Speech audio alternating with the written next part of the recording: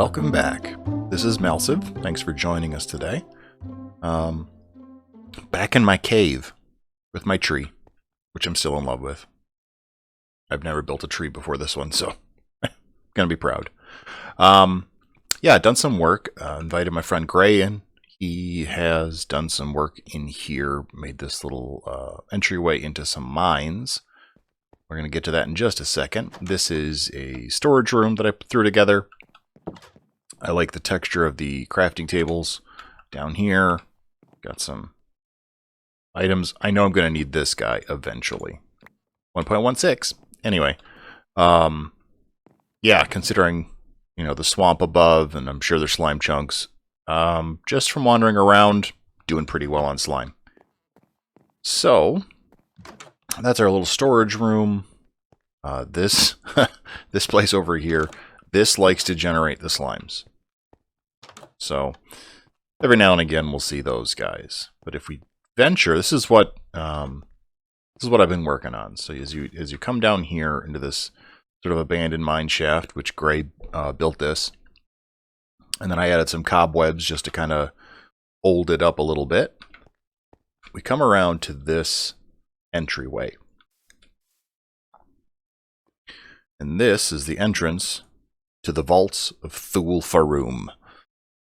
Building a little lore here, just for fun. 4 dwarven clans came together and locked away all of their treasures. Behind this door, you have to find their swords, put them in their places. There's some clues in here. There are some maps created. How all this is working in back, you've got all those item frames will send a signal out here and come together. And when they do, they will light up here. Actually, they'll end up turning off if you get them all correct. And if that happens, this will turn on, give you a little musical confirmation, and then the gates will open the vault door. Now, in order to keep people from spinning the item frames and causing the gate to start to open and then stop to open and then breaking the door, we just put a delay on that. So this will light up and send a signal over here. The goal is to get this to light up. This obviously doesn't work. Then there's this three repeaters here on full delay. So what'll happen is the signal will come through, and because that's a redstone torch, it'll just stay on. Unless you change the lock. If you change which way they're facing, it'll turn back off. So in that time, the signal's coming all the way down here to light up this piston and move this block forward. So if you leave it alone long enough, and you'll get the music right away, but if you leave it alone long enough, this block will move into place, allowing the signal to pass.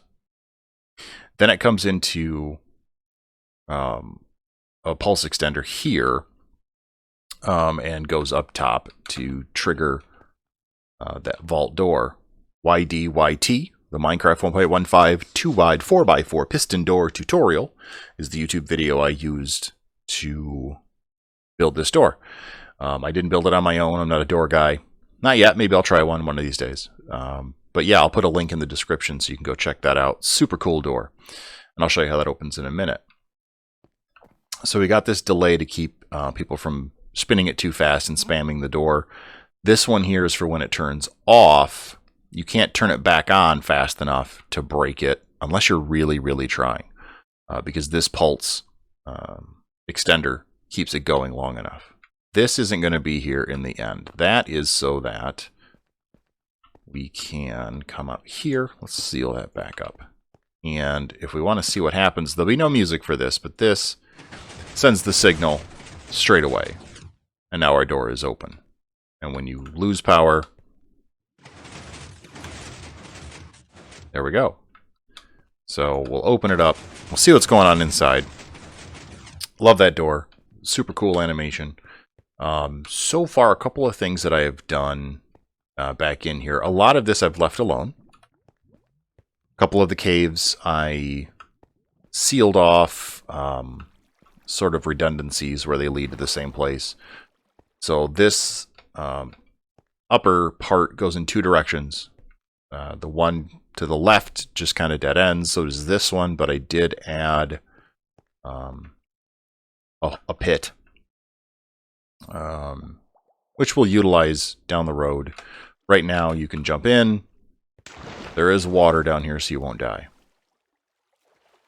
If I don't have my torch, it's pretty dark. I can see a little light up there and a little bit over here from the redstone torch.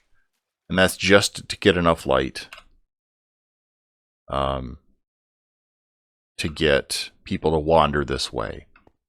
This is all slabs, so nothing's going to spawn down here. And then you can get over here to return you back up. So if you happen to fall in, you're not trapped. And that'll take you out right over here. And then the little secret piston door lets you back into the cave. So eventually we're going to build something with that. Maybe a wishing well type vibe to that. Maybe a sacrifice of some kind where you throw something away. But yeah, this one just goes, and then there's a shaft that goes straight up almost to the surface, but does not break through, which is good because I don't want alternate entrances into here. When you come this way, that downward path and this upward path loop around together. I made this nice pool. And there's a little waterfall coming out of the rock face to feed it. And then, yeah, as I said, there's the doorway over there, and that leads over here. There's a small opening this way, which we'll get to, and then over here, some lava pools and the caves all twist and turn on each other. I haven't done anything back in those yet, but that's where a lot of the puzzling to get different items, maybe they get to the item that you throw in that wishing well pit thing. I haven't gotten that far yet, but we'll get there. I am going to add an entryway over here, which will be triggered by something else and not that lever. But now, for folks on my server, if you're going to be playing in this and don't want to see the vault, I would suggest not watching. I don't know. That's a weird thing to put a video on YouTube and then tell people not to watch. But I think actually playing through this is going to be more fun than getting to the end. And I'm going to add a little bit to this when we're done. But this is going to be the vault area. So you've got this cool pattern up top with the glowstone, which kind of looks, I don't know, coinish. So it's like treasure everywhere. Mirrored that design from the ceiling onto the floor. We got stacks of gold. We've got ender pearls and books and shelves of all their knowledge. Quartz and gold and diamond gear and gunpowder and enchanted books. None of this is super awesome material, but it does look very vault treasure-ish. I might add some more. I know I am going to add maybe a barrel somewhere. Maybe I'll use one of these two and like get rid of the golden carrots, and then this will be where you can take your reward for getting through this. I haven't figured it out yet.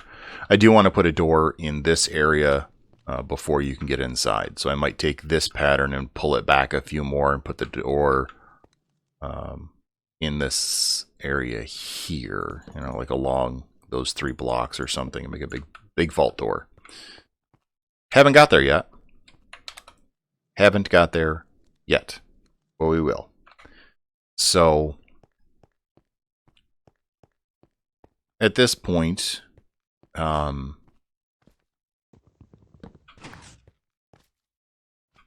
a lot of fun with all of this. Man, these guys are aggressive.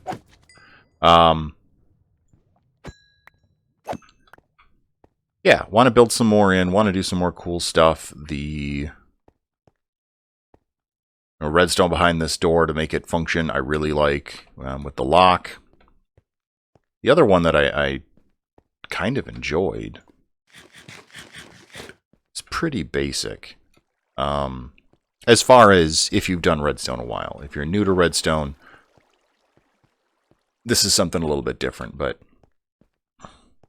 the wishing well area has a mechanism built in. If we head up here and take these out, you can see I've got this little barrel tucked away with nothing in it. And if you were to take and throw something in here, like those 11 slime balls I just got, they all get pitched to the bottom. At the bottom, under those 6 slabs are hoppers that all feed into a dropper, which shoots them into water stream, which carries them up here, drops it behind this. There is the top of the water stream flows over the top of a hopper, which faces into here, so it delivers those items. The reason that that's like that is that, the reason it does that is so I can throw an item down this hole. I'm sending a signal. I'm telling it, hey, here's an item, do something with it. But I don't necessarily want that to happen down there. I would rather it happen somewhere else because that's done at Bedrock. So let's head down real quick. I'll have to uncover quite a bit of this. So yeah, here is that bubble vader that goes all the way up, and you can see there is the dropper. Now on one side of the dropper, shooting out this way, well, I'm going for a ride, is a comparator.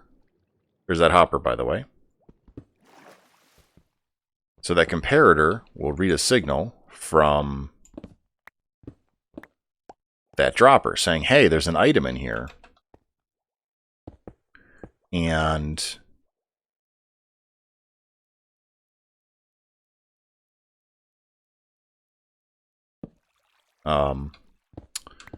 sorry, lost my train of thought. So the comparator will read the signal and shoot that over to the side under here, which then wraps around this bubble column to where it pushes a piston so that 2 observers are face to face, and then that will tick the dropper until everything is pushed out. And that way, nothing is left behind. It just goes. Somehow I lost a bunch of my blocks. I know where they went. So I got to rebuild that. Anyway, but yeah, that way the signal itself isn't trapped way down there. It comes up here. This can then, instead of a barrel, be an item filter of some kind, which would then send a signal somewhere else and get a door to open, a chest to be filled, a whatever effect I want to have happen. So, yeah. Those are some fun things.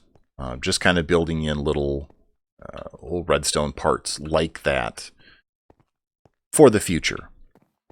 Got to make this cave interesting, have a lot going on, make the adventurers explore around a little bit. You know, we're going to leave this lava just to make a little bit of danger, but there is water nearby, so you can put yourself out. There are some other hidden things in here that I don't have showed off yet. We'll get there. But so far, this is our area. This is the cave. We are doing some fun stuff with that. We've got the swords hidden already. I've got 4 secret locations throughout the world to correspond with the weapons. So you've got Neptune's Razor in the ocean. You've got the Golden Blade in the frozen North Tundra. You've got the Sword of the Forest hidden away in the woods, and then the Dusk Blade hidden in the mountains. You've got the stone, the wood, the gold, and then the aquamarine. And then the swords also kind of match. Diamond sword, gold sword, wood sword, stone sword. I don't know, I just wanted to make it kind of cool looking. If you head this way, this cave is just a cave at this point. Might do some fun stuff down there. But for now, and that does not link into the vault area. So there's lots of caves going on. It's been quite a bit of fun so far. I got more to work on, more to do. So stay tuned, check it out, throw me a like if you want to see what's going on during this quarantine time. I hope everyone's staying safe. Hopefully I can get around to making more of these videos. It is quite fun to show off what I've done. So this is Malsive. Love y'all. Stay safe, have fun, and we'll see you soon.